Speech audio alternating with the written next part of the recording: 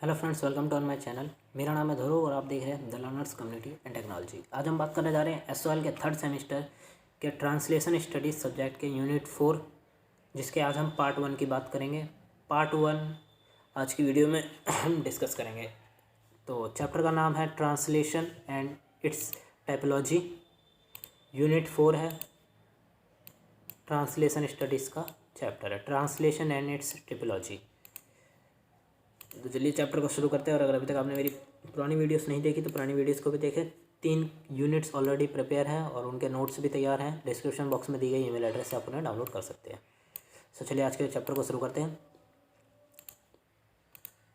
सो सबसे पहले जो चीज़ आती है कि ट्रांसलेशन में कुछ टाइप्स और मोड्स हैं,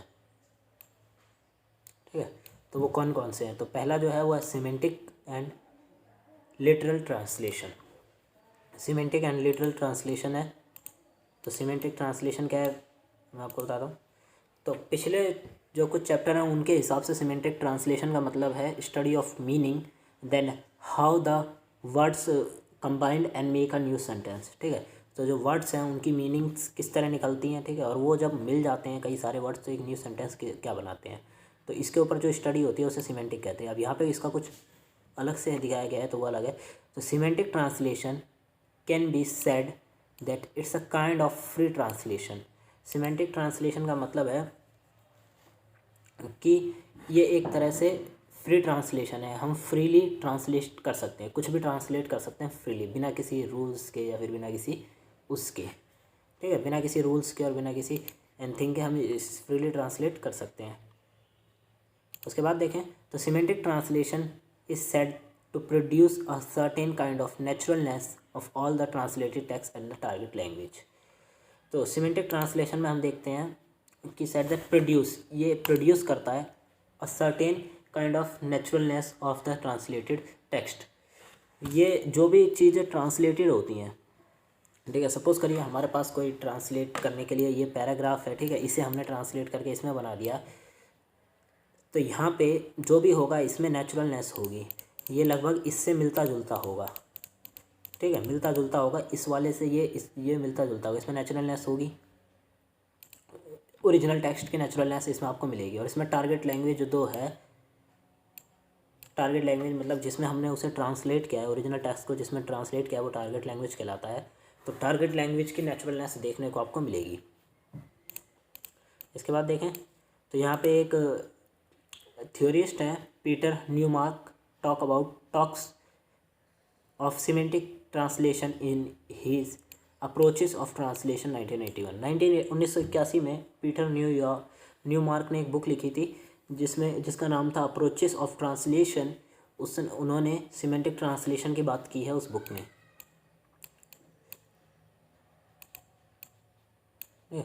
उस बुक में उस चीज़ के ऊपर बात की है।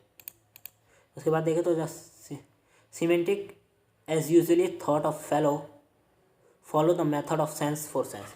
सिमेंटिक ट्रांसलेशन का मतलब है कि हम यहाँ पे फॉलो करते हैं method sense for sense. Sense for sense का मतलब है कि हमें कोई सेंटेंस दे दी गई है, अब हमें उस सेंटेंस को ट्रांसलेट करना है, तो हम उसे अपने शब्दों में ट्रांसलेट करेंगे। कोई रूल्स की ज़रूरत नहीं है या फिर किसी और चीज़ की ज़रूरत नहीं है। बेसिकली काफ़ी सारी ऐसी सेंटेंस होती है जिन्हें हम अपने मन से, अपने ही मन में ट्रांसलेट करके समझ लेते हैं, ठीक है, कि उसका मतलब क्या है।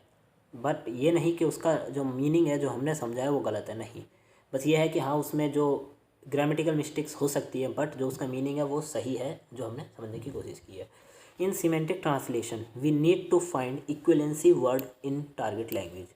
जो सिमेंटिक ट्रांसलेशन होता है उसके अंदर हमें जो शब्द दिए होते हैं उनसे ही मिलता जुलता या फिर उन्हीं के जैसा शब्द हमें ढूंढना होता है टारगेट लैंग्वेज में, ठीक है। इक्विवेलेंसी, दोनों शब्द बराबर होने चाहिए, जो उनका मीनिंग है वो सिमिलर होना चाहिए। अगर मीनिंग में डिफरेंस होगा तो जो वर्ड है वो सही से ट्रांसलेट नहीं हो पाएगा, ठीक है। इसके बाद आता है लिटरल ट्रांसलेशन। पहले सिमेंटिक था, अब लिटरल है। Can be said to be word for word translation and as the name of implies. तो लिटरल ट्रांसलेशन में हम वर्ड फॉर वर्ड ट्रांसलेट करते हैं, मतलब शब्द बाय शब्द, मतलब पहले एक शब्द को ट्रांसलेट किया, दैन दूसरे को ट्रांसलेट किया, दैन तीसरे को ट्रांसलेट किया, शब्द बाय शब्द हम लोग इसमें ट्रांसलेशन करते हैं।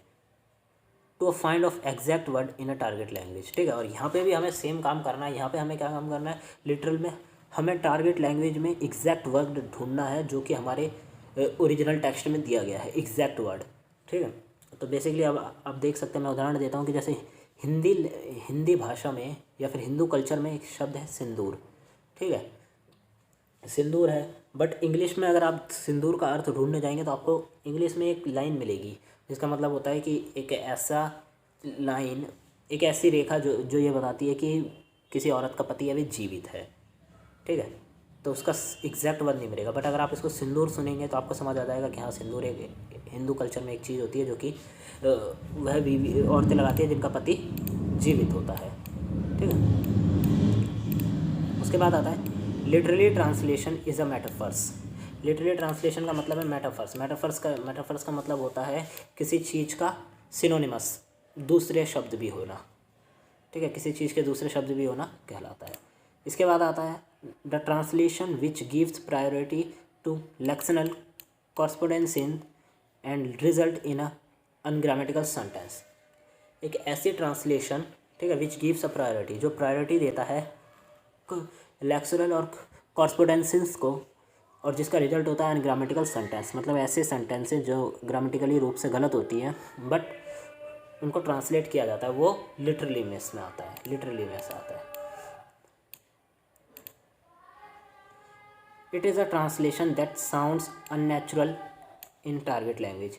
ये एक तरह का ऐसा ट्रांसलेशन होता है जिसमें टारगेट लैंग्वेज होती है उसमें अननेचुरल लगता है, सुनने में आपको उसकी तरह नहीं लगेगा। ठीक है, उसके जैसा आपको कुछ नहीं मिलेगा। नेक्स्ट, लिटरली ट्रांसलेशन के लिए जो हमारे पास एक एग्जांपल है वो है अ literally English translation of a German word kindergarten. ठीक है, किंडरगार्टन शब्द का अगर हम ट्रांसलेशन देखते हैं तो would be our children's garden. ठीक है, बच्चों का किंडरगार्टन, आपने भी सुना होगा किंडरगार्टन स्कूल्स होते हैं, पर अगर हम उसका मीनिंग देखें, ठीक है, जर्मन वर्ड का, तो उसका मतलब होता है चिल्ड्रंस गार्डन, मतलब बच्चों का garden. But in English the expressions refer to the school year between preschool and first year grade. Simply जो किंडरगार्टन शब्द है वो जर्मन का है। अगर हम उसका इंग्लिश मीनिंग देखें, ठीक है, इंग्लिश शाब्दिक अर्थ देखें तो उसका अर्थ होता है बच्चों का गार्डन, मतलब बच्चों का प्लेग्राउंड। बट अगर हम उसे ही इंग्लिश में समझने की कोशिश करें, उसका मीनिंग समझने की कोशिश करें तो उसका मीनिंग ऐसा निकलेगा कि refer to the school years, जब स्कूल के शुरुआती साल में प्री स्कूल और फर्स्ट ग्रेड, ठीक है, प्री स्कूल और फर्स्ट ग्रेड का बीच का जो पढ़ाई का दरिया होता है, ठीक है, जरिया होता है, उसमें उसे कहलाता है किंडरगार्टन, वो किंडरगार्टन कहलाता है। तो ये हमें बताता है। इसके बाद हमारे पास सिमेंटिक एग्जाम्पल भी है। मैंने अपने हाथों से उसे किताब दी। मैंने अपने हाथों से उसे एक किताब दी है कि ये सेंटेंस है, can be created funny situation in I gave her book by my own hands. ठीक है, तो जो मैंने अपने हाथ से उसे किताब दी, ये हिंदी में है, और अगर हम इसे ही इंग्लिश में चेंज करें वर्ड बाय वर्ड तो इसका क्या मतलब होगा, आई gave her book with my own hands, मैंने अपने हाथों से उसे किताब दी। तो इसको हम इस तरह भी कह सकते हैं, I gave her book by myself. So ये होते हैं डिफरेंस बिटवीन वर्ड्स। उसके बाद आता है functional communication and communicative translation. तो communicative translation attempts to produce its readers and effect as close as possible to that obtained on the readers of the original। ठीक है, communicative translation attempts to produce its readers on its readers. जो communicative translation होता है वो क्या करता है, जो उनके रीडर्स हैं उनके ऊपर एक तरह का उनके ऊपर दबाव सा या फिर उनके ऊपर हावी सा हो जाता है। ठीक है, attempts to produce on its readers and effect, उनके ऊपर इफेक्ट करता है एज क्लोज एज पॉसिबल, जितना हो सके उतना उनके ऊपर इफेक्ट करता है, to that obtained on the readers of the original text, जितना कि ओरिजिनल टेक्स्ट भी नहीं कर पाता उनके ऊपर इफेक्ट, उतना ही ये कम्युनिकेटिव ट्रांसलेशन करता है। We use communicative translation at a time when we want to communicate in another language. ठीक है, जब हम किसी और लैंग्वेज में कम्युनिकेट करना चाहते हैं किसी व्यक्ति से तो उस समय हम कम्युनिकेटिव ट्रांसलेशन का यूज़ करते हैं। ठीक है, देन अब यहाँ पे 3 तरह के दिए गए हैं, administrative, technical and official translation. यहाँ पे सिर्फ आपको इनकी डेफिनेशंस मिलेगी। अगर आपको एक्स्ट्रा पढ़ना है तो आपको इंटरनेट पे ढूंढना पड़ेगा, बट बेसिकली यहाँ पे आप अगर इनकी डेफिनेशन समझ लेंगे तो आपको समझने के बाद आप एग्ज़ाम में लिख सकेंगे। तो administrative translation, this term refer to the translation of administrative text, a very broad term. Administrative translation refer करता है translation of administrative text. Administrative text का मतलब होता है एक ऑफिशियली टेक्स्ट, ठीक है। ऑफिशियली टेक्स्ट का मतलब है सिंपली हम कह सकते हैं कि एक अथॉरिटी द्वारा कुछ लिखा गया, ठीक है, और वो भी बहुत बड़े स्तर पर, broad term. For translation its refer to the common terms and text used with in business and organisation, ठीक है। तो इस तरह का ट्रांसलेशन बिजनेस और ऑर्गेनाइजेशंस में यूज़ किया जाता है जब उन्हें कुछ बड़े स्तर पर ट्रांसलेट करना होता है, ठीक है। तो एडमिनिस्ट्रेटिव ट्रांसलेशन का यूज़ किया जाता है। For translation translator need degree of translation, ठीक है।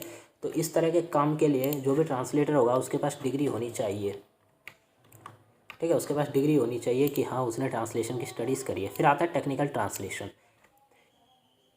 Is a type of specialised translation involving the translation of documents produced by technical writers or a more specifically, ठीक है। तो ये एक तरह का स्पेशलाइज्ड ट्रांसलेशन होता है, मतलब यहाँ पे स्पेशलिस्ट ही काम करते हैं। Involving the translation of documents, किसी भी डॉक्यूमेंट को ट्रांसलेट करने के लिए यहाँ पे स्पेशलिस्ट होते हैं जो कि उसे टेक्निकल से पढ़ने योग्य बनाते हैं। Produced by technical writers or more specifically, ये टेक्निकल राइटर्स द्वारा बनाया जाता है और उसको ट्रांसलेटर ट्रांसलेट करके पढ़ के बताता है। Text that relate to the technological, जो टेक्स्ट होता है वो टेक्नोलॉजिकल से रिलेटेड होता है। Subject area or text that deal with particular application or the scientific technological information. जो भी टेक्स्ट होता है वो किस चीज़ से जुड़ा होता है, एक एप्लीकेशन या फिर एक साइंटिफिक टेक्नोलॉजिकल इंफॉर्मेशन से जुड़ा होता है जो भी हमारे पास टेक्स्ट होता है। इसके बाद आता है ऑफिशियल ट्रांसलेशन। और ऑफिशियल ट्रांसलेशन का मतलब होता है, सिंपली आप पढ़ के ही समझ चुके होंगे कि ऑफिशियल ट्रांसलेशन का मतलब है कि किसी भी ऑफिस में, ठीक है, एक ऑफिशियल प्लेस पे ट्रांसलेट करना कुछ भी। और legally valid translation, for example a certificate or degree by an authority to another document to be delivered to another authority, ठीक है। तो ऑफिशियली प्लेस पे हम ये वाला ऑफिशियली ट्रांसलेशन का यूज़ करते हैं, जिसमें हम सपोज़ करिए कोई सर्टिफिकेट है उसको ट्रांसलेट करना है तो उसके ऊपर अथॉरिटी का स्टैंप लगेगा, ठीक है, प्रॉपरली काम किया स्टैंप लगेगा, सिग्नेचर होंगे कि हाँ ये हमने ट्रांसलेट किया है। तो ये चीज़ें ऑफिशियली ट्रांसलेशन में होती हैं। इसके बाद देखें तो officially translation as usually carry stamp carry करते हैं and they are often accompanied by the certification or honest or statement by sworn translator, ठीक है। जब वो ट्रांसलेट करते हैं तो उसके बाद वो अपना स्टैंप लगाते हैं, उस पर सिग्नेचर होते हैं और आखिर में एक स्वान ट्रांसलेटर से उसे ट्रांसलेट भी किया जाता है। इसके बाद आता है information and communication technological. Information and communication technology is being put good use of technology and official translate as many software and machines can easily accessible for the purpose. वर्तमान में जिस तरह से आपको पता ही है कि टेक्नोलॉजी कितनी ज़्यादा बढ़ती जा रही है, तो इंफॉर्मेशन एंड कम्युनिकेशन टेक्नोलॉजी लोगों को हायर कर रहे हैं अपने इस काम के लिए कि वो टेक्निकल और ऑफिशियली ट्रांसलेट कर सके सॉफ्टवेयर और मशीन्स दोनों के लिए, तो जिससे कि लोगों को जॉब्स प्रोवाइड मिल रही हैं।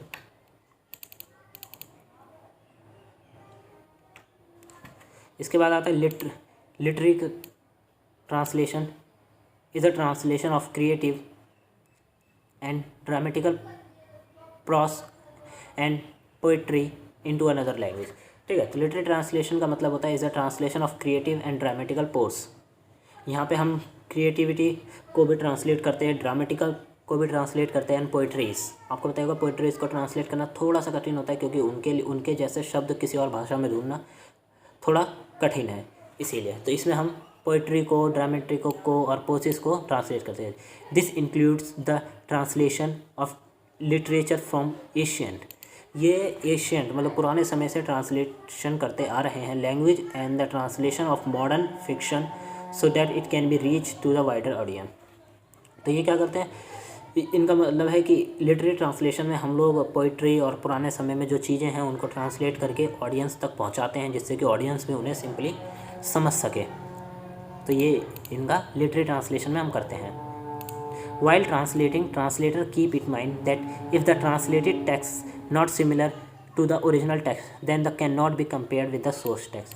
तो जब भी कोई ट्रांसलेटर लिटरेरी ट्रांसलेशन करता है, तो उस समय उसे ये सब चीज़ अपने ध्यान में रखनी होती है कि अगर उसका ट्रांसलेटेड टेक्स्ट ओरिजिनल टेक्स्ट से मेल नहीं खाया, सिमिलर नहीं हुआ, तो क्या होगा, हम लोग उसे कंपेयर नहीं कर पाएंगे और सिंपली वो किसी काम का नहीं रहेगा। इसके बाद आता है non literary translation. Text are about objects basically in the third person. Non literary translation का मतलब होता है कि वह चीज़ों के बारे में ट्रांसलेट करना, जैसे कि ऑब्जेक्ट्स हो गया, बेसिकली थर्ड पर्सन किसी तीसरे व्यक्ति के बारे में होता है ज़्यादातर, ठीक है, ट्रांसलेट करना। They are written to the read, to be read soundless and skim or gisted. तो ये सब चीज़ें होती हैं, ये थर्ड पर्सन के बारे में होती हैं और ये सब लिखी होती हैं, साउंडलेसली होती हैं, इनके पास कोई आवाज़ें नहीं होती हैं, ठीक है। तो इनको ट्रांसलेट करके फिर बोलना पड़ता है। Or skimmed or gisted. The core of literary text is the original or more imaginative metaphor and the neologism. The core of literary, जो लिटरेरी का कोड है, लिटरेरी ट्रांसलेशन का जो कोड है वो ओरिजिनल इमेजिनेटिव है, ओरिजिनल भी है और इमेजिनेटिव भी है, सोच भी सकते हैं उसे और वो ओरिजिनल भी हो सकता है। और मेटाफर एंड द नियोलॉजिज्म्स, यहाँ पे आपको मेटाफर्स भी देखने को मिलते हैं। मेटाफर्स वह शब्द होते हैं कि किसी एक शब्द के कई सारे अर्थ हैं, ठीक है, या फिर किसी एक शब्द को अन्य अन्य शब्दों से भी जाना जाता है, सेम मीनिंग पर अलग अलग वर्ड्स, तो वो मेटाफर्स कहलाते हैं। The core of non literary text is a standard and or explanatory metaphor and the plain words. जो नॉन लिटरेरी होते हैं, टेक्स्ट होते हैं, वो स्टैंडर्ड और एक्सप्लेनेटरी होते हैं, explanatory metaphor and the plain. आपको नॉन लिटरेरी में भी मेटाफर्स देखने को मिलेंगे, बट वो स्टैंडर्ड होते हैं और जो लिटरेरी होते हैं वो स्टैंडर्ड नहीं होते हैं, ठीक है। इसके बाद आता है the translator does not need to keep in mind to translate similarly, ठीक है। तो जब ट्रांसलेटर नॉन लिटरेरी ट्रांसलेट करता है तो वहाँ पे उसे कुछ भी ध्यान में रखने की ज़रूरत नहीं होती, वो सिंपली ट्रांसलेट कर सकता है। अगर सिमिलर नहीं होगा तो भी काम चल जाएगा, बट अगर वो लिटरेरी ट्रांसलेटर है तो वहाँ पे everything should be a similar. The translator can be free to translate the information which is in the source text. अब लिटरेरी में ट्रांसलेटर को वही करना होता है जो कि उसमें दिया गया और साथ में वो सब मैच भी खाना चाहिए। अब यहाँ पे नॉन लिटरेरी ट्रांसलेटर में क्या ट्रांसलेशन में है कि वो फ्रीली ट्रांसलेट कर सकता है जो भी इंफॉर्मेशन उसमें दी गई है बिना किसी प्रॉब्लम के, but every information should be translated text, should be in translated text, ठीक है। अभी ऐसा नहीं है कि आपने कुछ ट्रांसलेट किया, कुछ शब्द छोड़ दिया और कुछ ट्रांसलेट कर दिया, नहीं। अब लिटरेरी हो चाहे नॉन लिटरेरी हो, दोनों में आपको ट्रांसलेटर जितने भी इंफॉर्मेशन दी गई है उसे तो लिखना ही पड़ेगा ट्रांसलेटेड में, ठीक है, नहीं तो ये कुछ शब्द गायब हो जाएंगे और इससे ट्रांसलेशन में दिक्कत हो जाएगी। The opposition to the non literary text translated of literary text is a free और मोर क्रिएटिव, ठीक है। नॉन लिटरेरी टेक्स्ट जितना क्रिएटिव नहीं है उतना ही लिटरेरी टेक्स्ट और फ्री है, ठीक है। लिटरेरी टेक्स्ट उतना ही फ्री और क्रिएटिव भी है। तो ये आज के हमारे चैप्टर का 4th चैप्टर का फर्स्ट पार्ट था। नेक्स्ट पार्ट जल्दी ही आएगा हमारे चैनल पे। आजकल मैं थोड़ा बिजी हूँ तो इस कारण मैं वीडियो नहीं बना पा रहा हूँ, तो इसका पार्ट जल्दी ही आएगा। अगर आपको वीडियो अच्छी लगी तो वीडियो को लाइक करें, चैनल को सब्सक्राइब करें, और अगर आपको इसके नोट्स चाहिए तो डिस्क्रिप्शन बॉक्स में दी गई लिंक से आप डाउनलोड कर सकते हैं। चाहे तो आप वेट करें थोड़ा सा और कल इसके नोट्स आप पूरे के पूरे ले लीजिए मेरे से 4th यूनिट के। तो thanks for visiting on my channel.